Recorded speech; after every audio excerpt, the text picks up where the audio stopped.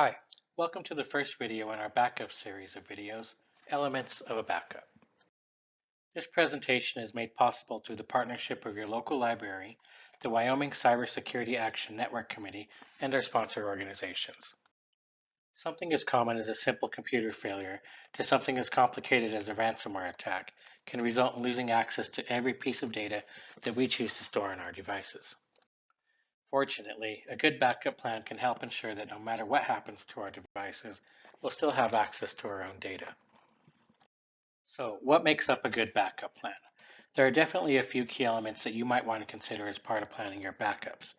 I'm going to keep it simple here and cover what I consider to be three basic elements of any successful backup plan: inventory, storage, and schedule. Then I'll cover some other things you should keep in mind when planning your backups. The first step of any good backup plan is to take an inventory of the data you want to back up. I know this may seem obvious, but taking a good inventory of the data you want to back up really is very fundamental in creating any good and successful backup plan. As you start to go through this process, you might find yourself discovering things that you had not initially thought of. For example, where is that data? Again, that seems a bit obvious, but as you start to think about this, you might start realizing how much of your data is actually in many different places. Let's say, for example, you have those pictures on your iPhone or Android, and you want to keep that data safe. So these pictures will now become part of your backup plan. Now, maybe you also have some files on your computer that you don't want to lose access to, so those will become part of your plan as well. Finally, you have some emails or email attachments in your cloud-based email that you'd like to back up. Well, already you have data in at least three different places that you want to make part of your backup plan: your phone, your computer, and in the cloud. Starting with this inventory of the data you want to back up as your first step will help ensure that the rest of the process goes a whole lot smoother. It may even end up influencing the type of backup plan that you choose. More on that in a bit.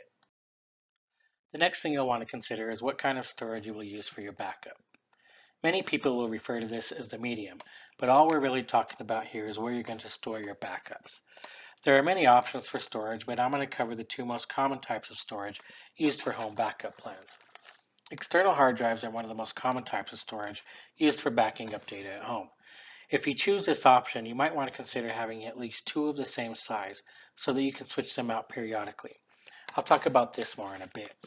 Another increasingly popular option for backups, even at home, is cloud-based backups. Remember when I said that where the data you want to back up is stored might influence the type of backup plan you choose? Cloud-based backup plans allow you to easily back up data from multiple devices of various types all to one place.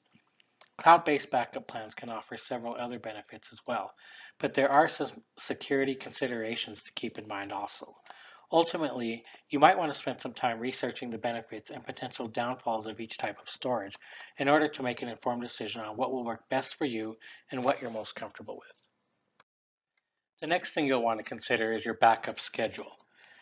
There is plenty of software available that you can utilize to help automate your backup plan if you choose, and I almost decided to cover that as an additional element of a backup plan in this video. But depending on the type of backup plan you end up with, it might not be necessary to have any additional software. For example, you might choose to let your phone use its built-in features and back up automatically to an iCloud or Google account and take backups of the files on your computer manually to an external hard drive. If you choose cloud-based backup solutions for everything, you might get the added benefit of included software to help automate the process as well. When it comes to the frequency of taking backups, I think the best way to think of this is to ask yourself, how much data are you willing to lose? Now, of course, this can vary from time to time. Maybe you'd normally be comfortable with once a week, but this week, a few days after your backups were ran, you took a ton of pictures on that weekend trip, or you found out that your cloud-based email provider has some security concerns, and you don't want to wait for your next scheduled backup to run. You can simply set a schedule you're comfortable with and perform manual backups as needed. In addition to what we've already covered in this video, here are a few things you want to keep in mind with regard to your backup plan. First of all, be sure to test your backups regularly so that you know the process is working as intended. This also gives the opportunity to test the recovery process and get familiar with it.